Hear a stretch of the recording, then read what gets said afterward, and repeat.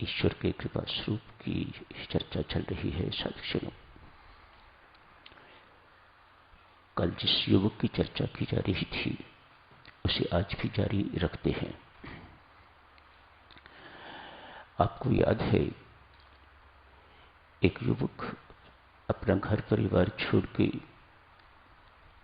सारी संपन्नता, सारी संपत्ति इत्यादि छोड़ के वृंदावन में एक पेड़ के नीचे बैठा हुआ तपस्या कर रहा है।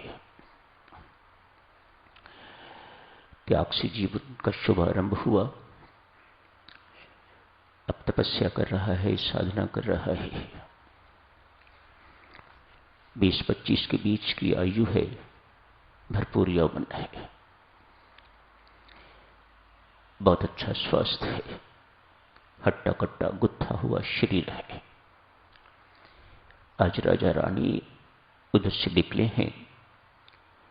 रानी ने राजा साहब से कहा, ये इस प्रकार से अपने जीवन को क्यों बिगाड़ रहा है? क्या इसके जीवन में कमी रही होगी जो संसारिक सुखों को त्याग के तो यहां एक तपस्वी का जीवन व्यतीत कर रहा है? राजा को भी बात जची। अतएव जाके उससे कुछ थोड़ी बातचीत की, आग्रहपूर्वक उसे महल में ले गए।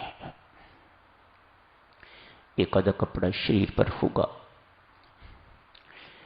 महल में ले जाके उसे नहलाया धुलाया है, अच्छे कपड़े पहनवाए गए हैं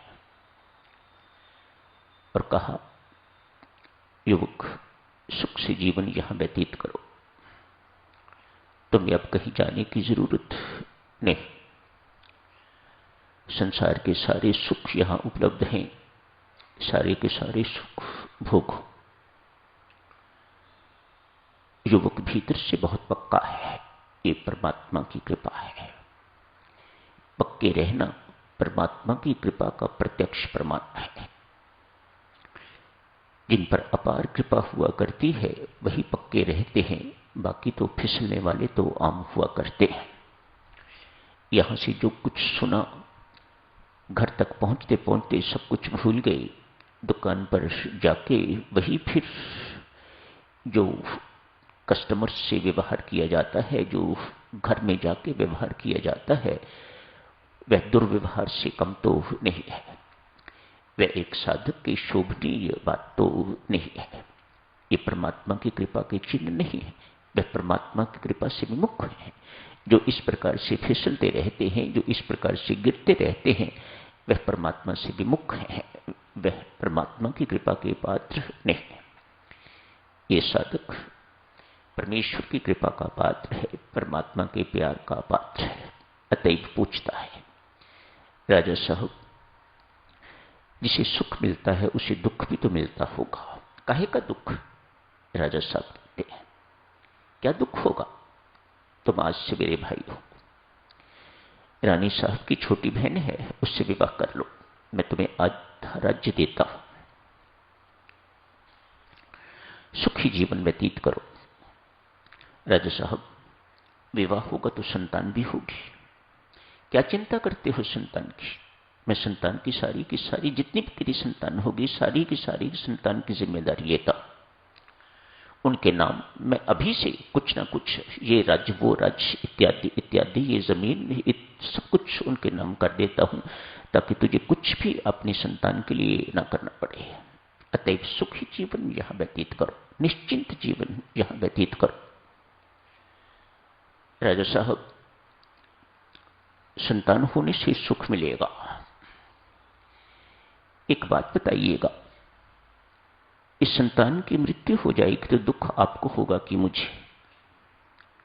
राजा साहब ने कहा कि दुख तो आप ही को होगा। तो जो कपड़े पहने हुए थे, जो राजा ने पहनवाए, कपड़े उतार फेंके। कहे, राजा साहब, अपना दिया हुआ सब संभालिएगा, मुझे वह सुख नहीं चाहिए जो दुख देने वाला हो। और वहां से चल दिए। हम तो वही सुख में भ्रमित हैं, वही सुख में, उसी सुख में भटक रहे हैं जो दुख देने वाला है। हमें धन चाहिए, हमें संपत्ति चाहिए, हमें यशमान चाहिए, हमें विशेष बनने की चाह रहती है हमेशा। हम कुछ ना कुछ विशिष्ट बने। ये सब जितनी भी चीजें हैं साधक जनों, ये सब वही सुख है जिसको वह ठुकरा रहा है। मुझे वह सुख नहीं चाहिए जो दुख देने वाला हो। सब कुछ छोड़ छाड़ के जैसे आए थे वैसे चले गए। अब हो सकता है पहले राजा साहब ने रथ में बिठा के उन्हें महल में लाए हों, लेकिन अब रथ का प्रयोग नहीं किया, पैदल अपने गंतव्य स्थान पर जहां पहुंचना था वहां पहुंच के साधना रथ पुनः बैठ गए हैं। ये परमात्मा की कृपा है। छोटी छोटी बातों में हम उलझे रहते हैं, दूसरों को सुधारने में हम उलझे रहते हैं, अपने आप को सुधारे बिना। ये परमात्मा की कृपा नहीं है। परमात्मा की कृपा यही है जो आपको बार बार साधक बनने के लिए प्रेरित करे, प्रोत्साहन दे। साधक बनो, एक नेक इंसान बनो, एक अच्छे व्यक्ति बनो जो दूसरों के काम आ सको। अपना सुधार करो, दूसरों को सुधारने के पीछे न पड़ो। ये हर एक का कर्तव्य नहीं है। परमात्मा की कृपा साधक चुनो। पुनः आप जिसे कहूंगा बड़ी विचित्र है, और इसकी वर्किंग भी बड़ी विचित्र है। आप सोच नहीं सकते कि परमात्मा की कृपा किस ढंग से काम करती है। सामान्यतः यही कहा जाता है ना, यदि आपके यहां संतान नहीं है तो संतान हो गई। 2 लड़कियां हैं, 3 लड़कियां हैं, पुत्र पैदा हो गया, तो आप यही कहते हो ना परमात्मा ने कृपा कर दी। नहीं, बिल्कुल नहीं। ये परमात्मा की कृपा नहीं है।